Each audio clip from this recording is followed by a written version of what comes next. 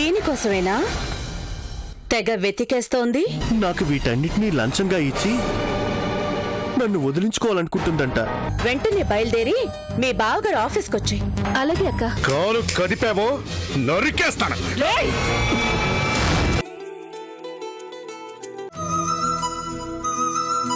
మనసు మమతలతో మెరిసే మనుషులతో కలిసే ప్రతి జన్మ ధన్యమే.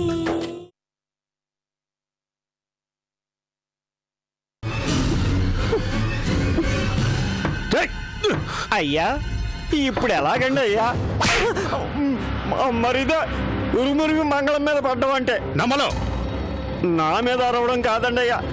ఆ పిల్ల సూర్య దగ్గరికి వెళ్ళకముందే సౌందర్యకి ఫోన్ కొట్టండి. అవునల్లుడు, ఇది గాని నిజం చెప్పిందంటే అందరం మునిగిపోతాం. చేస్తాను. ఆ అక్క చెల్లెళ్ళిద్దరిని ఒకేసారి సఫా చేస్తాను.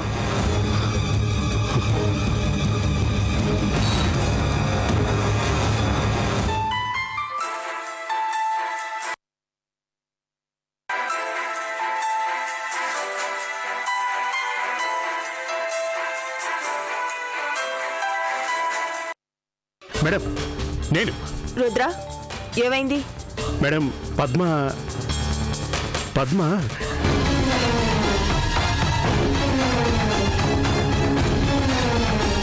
అలాగా? అంత ధైర్యం వచ్చిందా దానికి? చెప్పండి మేడం, ఇప్పుడు ఏం చేయను? ఈ మాత్రానికి టెన్షన్ పడిపోతున్నావా? ఏంటి ఈ మాత్రానికేనా? పద్మ అక్కడికి వెళ్ళి మన ప్లాన్ గురించి సూర్యకి చెప్పేస్తే చెప్పేస్తే ఏమవుతుంది? ఏమీ కాదు మేడం. అవును, పద్మని ఈ టైంలో ఆఫీస్కి రమ్మని ఒక విధంగా ఆ సూర్య మన ప్లాన్ కి లైన్ క్లియర్ చేసింది. మీరేమంటున్నారో నాకు అర్థం కావట్లేదు. Don't worry. నీ పక్కనే ఆ కవిత ఉందా? అర్థమైంది. అయితే నేను చెప్పేది జాగ్రత్తగా విను. నువ్వు మాట్లాడొద్దు, కొడితే చాలు. నీకు గుర్తుందా, సూర్యని నీ సొంతం చేసే పక్కా ప్లాన్, వెన్నుపోటు ప్లాన్ ని త్వరలో రెడీ చేస్తానని చెప్పాను. ఆ ప్లాన్ కి ముహూర్తం ఈ రాత్రికే. కంట్లో నలుసైనా పక్కలో బల్లమైనా రెండు డేంజరే, అవునా? పద్మ ప్రాణాలతో ఉంటే మనకి ఎప్పటికీ డేంజరే. అందుకే వెంటనే నువ్వు కృష్ణ వాళ్ళ ఆఫీస్కి వెళ్ళాలి. ఆ పద్మని అక్కడికక్కడే లేపేయాలి. అర్థమైందా? కానీ సూర్య అక్కడికి వస్తుందేమో అని నీ డౌట్, అవునా? రాదు. సూర్య అక్కడికి రాకుండా నేను మేనేజ్ చేస్తాను. సూర్యకి బదులు ఆ కృష్ణ ప్రసాద్ వచ్చేలా చేస్తాను. సూర్య కోసం పద్మ ఎదురు చూస్తూ ఉండగా సడన్ గా కరెంటు పోతుంది. ఆ చీకట్లో సరిగ్గా కృష్ణ అక్కడికి వచ్చే టైంకి సైలెంట్ గా నువ్వు పద్మని కత్తితో పొడి చేస్తావు. మళ్ళీ కరెంట్ వచ్చేలోగా నిశ్శబ్దంగా పారిపోతావు. నువ్వు నీ వెనక నేను. పద్మ కోసం వచ్చిన కృష్ణకి పద్మ శవం కనిపిస్తుంది. షాక్ అవుతాడు. ఏం జరిగిందో తనకి అర్థం అయ్యేలోగానే అక్కడికి పోలీసులు వస్తారు. హంతకుడు ఒకే చోట హతురాలు కనిపిస్తారు. కృష్ణని అరెస్ట్ చేస్తారు, పద్మని కృష్ణ మర్డర్ చేసినందుకు. ఆ తర్వాత కృష్ణ జైలు పాలు, ఆ సూర్య నీ పాలు. ఓకే? ఓకే. అయితే ఇంకెందుకు ఆలస్యం? వెంటనే బయలుదేరు. పద్మని హత్య చేయడానికి కాదు, నీ సూర్య మొగుడిని కటకటాల వెనక్కి నెట్టడానికి. Rudra, all the best.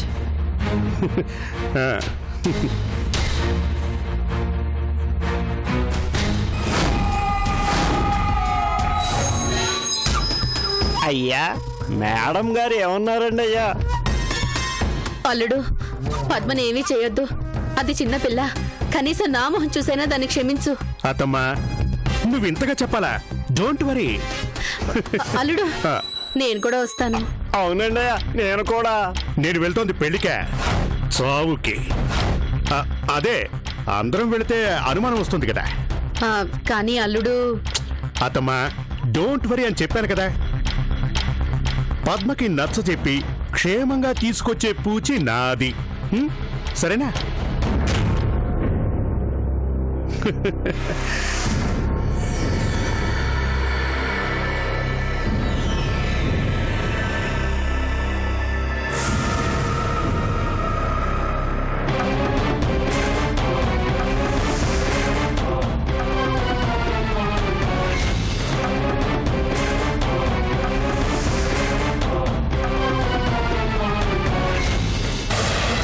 అమ్మా సౌందర్య, ఇప్పటికే లేట్ అయిపోయింది, భోంచేదు గాని రామ్మా. నానా, నేను అర్జెంట్గా బయటకు వెళ్ళాలి. ఇప్పుడా? ఈ టైంలో ఎక్కడికమ్మా? ఆఫీస్కి. ఏంటి ఆఫీస్కా? ఇంత రాత్రి వేళ? అవును నాన్న, అక్కడ కొంప మునిగిపోయేలా ఉంది. ఏమైంది? అది నాకు అర్థం కావడం లేదు. ఈ మధ్య ఆ పద్మ అందరి చుట్టూ తిరిగి ఏదేదో మాట్లాడుతుంది అని చెప్పాను కదా.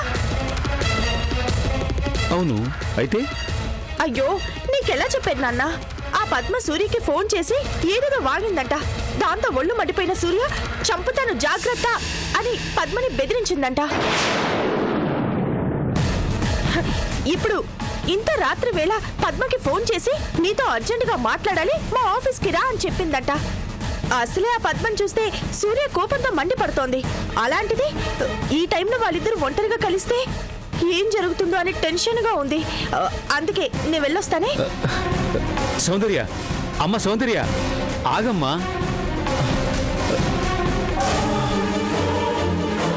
అయ్యో భగవంతుడా, అసలే సూర్యకి ఆవేశం ఎక్కువ. ఇప్పుడు అక్కడ ఏం జరుగుతుందో ఏంటో.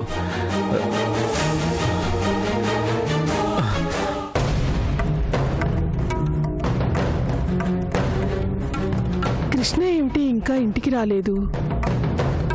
సూర్యని చూస్తే ఆ పద్మతో ఏదో గొడవ పెట్టుకోవడానికే వెళ్ళినట్టుంది. ఇప్పుడు ఏమిటి చేయడం? ఒకవేళ ఆ పద్మ ఒక్కతే కాకుండా రౌడీలను వెంట పెట్టుకుని తీసుకువస్తే? అమ్మో, ఇంకేమన్నా ఉందా? చిన్నాడా, వచ్చావా? ఏమైందమ్మా? అయ్యో, ఏమని చెప్పండ్రా? సూర్య ఇంతకు ముందే యుద్ధానికి బయలుదేరినంత ఆవేశంగా నీ ఆఫీస్కే వెళ్ళిందిరా. ఏంటమ్మా నువ్వు అనేది? అవునరా, నడి రోడ్డు మీద పద్మ నీతో గొడవ పడ్డాన్ని సూర్య ఆటోలో వస్తూ చూసిందంట. అప్పటి నుంచి కోపంతో రగిలిపోతుంది.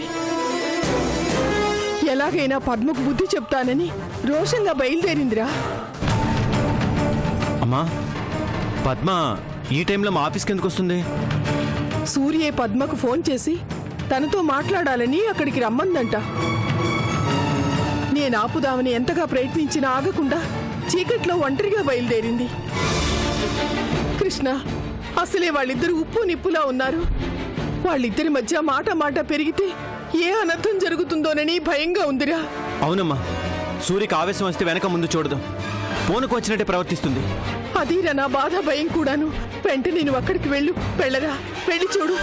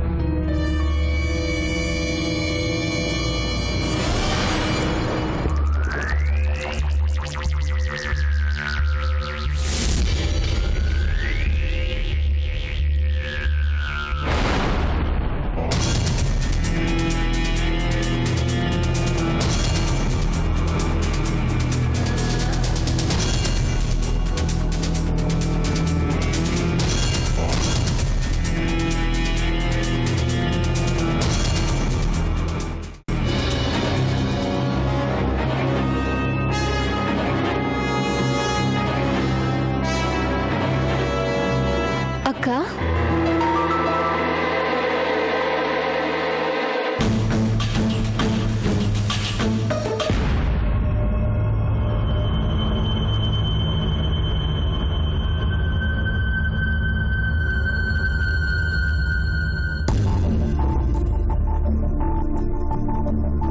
వచ్చేవాక్క ఇప్పటికైనా నీకు నా మీద నమ్మకం కుదిరి నాతో మాట్లాడాలని ఇక్కడికి రమ్మన్నందుకు చాలా థ్యాంక్స్ అక్క.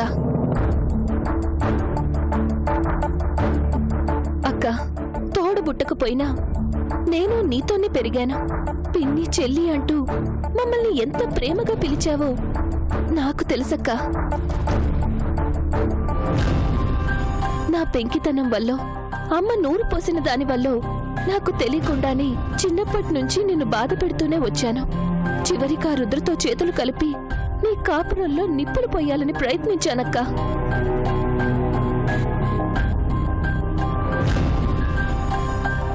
కుక్క కాటుకి చెప్పు దెబ్బ అన్నట్టు నువ్వు బావ మమ్మల్ని బయటికి గెంటేశారు.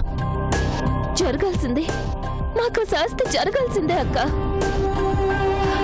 అదంతా గతం వదిలి ప్రస్తుతానికొస్తే నువ్వు నాతో ఏం చెప్పాలనుకుంటున్నావో నాకు తెలీదు గాని నేను మాత్రం నీతో ఒక ముఖ్యమైన విషయం చెప్పాలని వచ్చానక్క.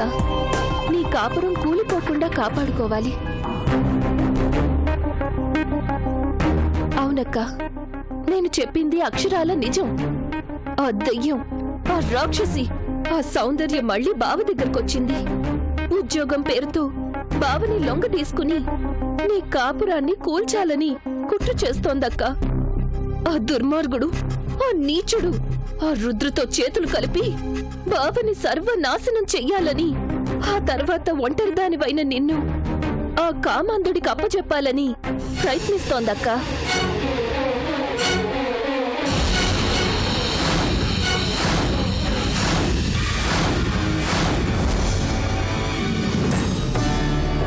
ఓ, అంటే ఇంకా నువ్వు నన్ను నమ్మడం లేదన్నమాట. ఇంకా నీకు నా మీద కోపం పోలేదన్నమాట. నువ్వు నన్ను ఇక్కడికి రమ్మని చెప్పింది నాతో మాట్లాడడానికి కాదన్నమాట, నన్ను చంపడానికి కదా. చంపేస్తావా? అలాగే చంపేయక్క.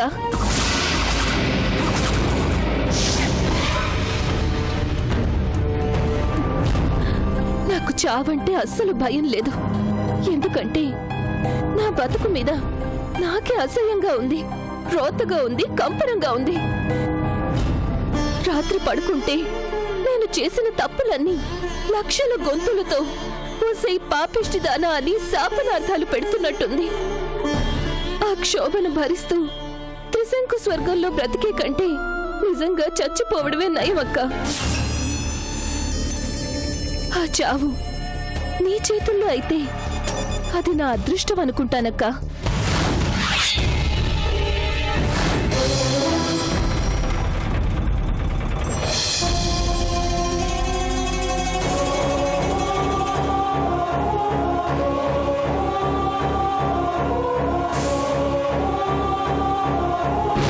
అక్క, నువ్వు నన్ను చంపినా నిజం తెలుసుకుంటే చాలక్క. ప్రమాదాల సుడిగుండాలు నిన్ను బావని ముంచేయక ముందే. అక్క!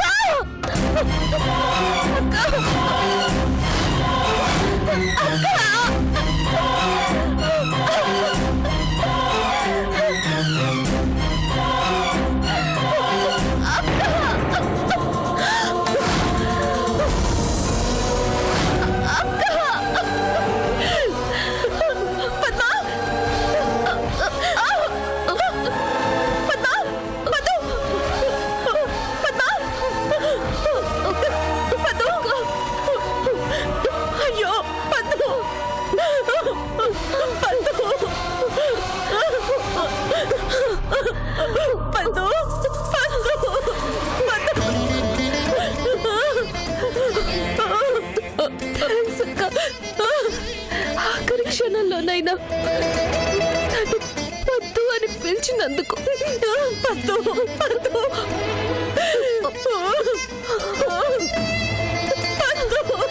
పర్వాలేదక్క. నా మీద కోపంతో నువ్వు నాకు ఈ శిక్ష వేసినా పర్వాలేదు.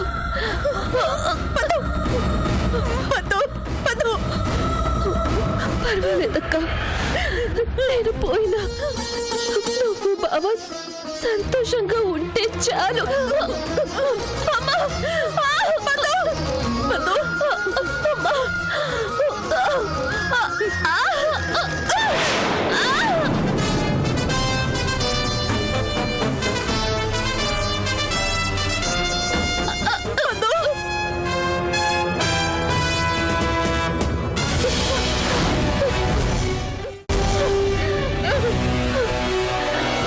సూర్య నువ్వు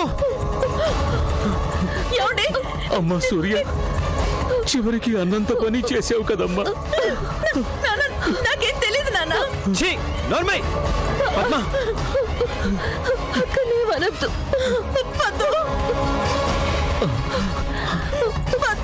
అక్క, నీకు చేసిన ద్రోహానికి నాకు సరైన శిక్ష విధించావు. అక్క, నన్ను నేను అసహించుకునే బ్రతుకు నుంచి నాకు విముక్తి కలిగించావు. పద్మ, పద్మ, పద్మ, ఏంటి ఇది? ప్రాయశ్చిత్తం, బంధ విముక్తి. పద్మ, పద్మ, వసే రాక్షసి. వద్దు బావా, అక్కకి నువ్వంటే పిచ్చి ప్రేమ. ఆ ప్రేమతోనే ఇలా చేసింది.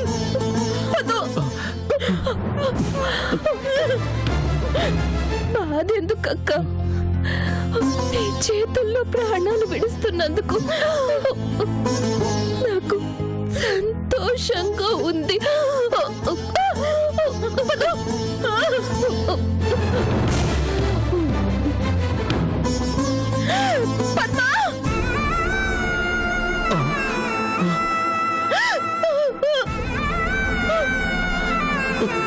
పద్మ,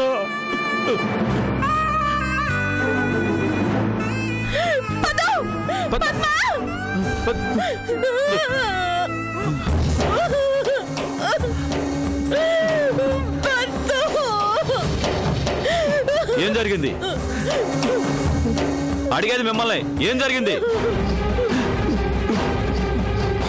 నా కూతురే, నా కూతుర్నే ఇంకో కూతురు చంపేసింది. అయ్యో, లేదు నాన్న, నాకేం తెలియదు నాన్న. నిజంగానే నాకేం తెలియదు నాన్న. నోర్మై, చేసిందంతా చేసి ఇంకా బుకాయించాలని ఎందుకు చూస్తావు? ఏమండి? నీకు ఆవేశం ఎక్కువే అనుకున్నాను కానీ నీలో మనుషుల్ని చంపేసేంత ఆవేశం ఉంటుందని ఎప్పుడు అనుకోలేదు. ఏమండి, నా మాట నమ్మండి. నిజంగా నేను వచ్చేసరికి ఇదంతా. నీ చెల్లెలు తనను తానే కత్తితో పొడుచుకుని చచ్చింది. పోతూ పోతూ రక్తం ఓడుతున్న ఆ కత్తిని నీకు కానుకగా ఇచ్చింది, అవునా? Inspector, shut up! రెడ్ హ్యాండెడ్ గా దొరికిపోయాక కూడా ఎందుకు ఈ నాటకాలు? అయ్యో, నా మాట నమ్మండి. నేను చెప్పేది నిజం. నాన్న, మీరే నేను చెప్పేది నమ్మండి. ఏమండి?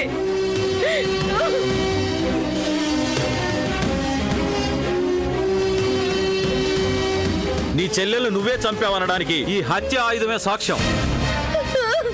కళ్ళారా చూసిన నీ భర్త, తండ్రి వీళ్ళిద్దరే ప్రత్యక్ష సాక్షులు. Constables, arrest her. ఇన్స్పెక్టర్, నాకేం తెలియదు ఇన్స్పెక్టర్. ఏమండి, మీరేనా నా మాట నమ్మండి. ఇన్స్పెక్టర్,